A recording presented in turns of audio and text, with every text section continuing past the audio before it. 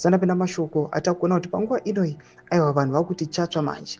Vanhu vaimboona maupdates achibuda pahendo yevakomana veZim vachiti aiwa vana Kyanza vanonyepa.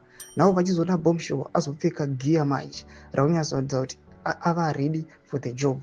Vakutanga kubhilivha ndoti wasubscribe like on the bell icon. Tipinda panapa pahendo aiwa yana upochkona mudanyura chiti Zimbabwean war veteran and former Secret Service officer Blessed Geza is called for Zimbabweans to embark on an uprising against President Emmerson Mnangagwa on the 31st of March. He warned the Chief of Police, Stephen Mutamba, against arresting any citizens on the day of proposed uprising, stating that if Mutamba's force detained anyone in violation of the constitution, he would be imprisoned indefinitely if the proposed uprising succeeds. Geza, who is aligned with the Vice President General Kosando Chiwenga, exposed corruption scandals linked to President Mnangagwa and also accused him of being involved in many deaths of national leaders and military generals. He condemned the abuse of journalists and specifically mentioned the arrest of Zimbabwean journalist and political prisoner Blessed Mhlanga.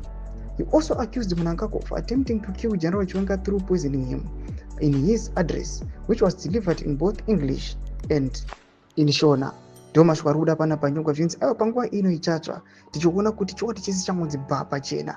Vakomana mapurisa they've been threatened kuti musi wa31 kwangonzi uri kune munhu adetainiwa kana kuti abatiwa mapeaceful protests avarikuda kuita kana kuti asungiwa nevakomana vezeta raP.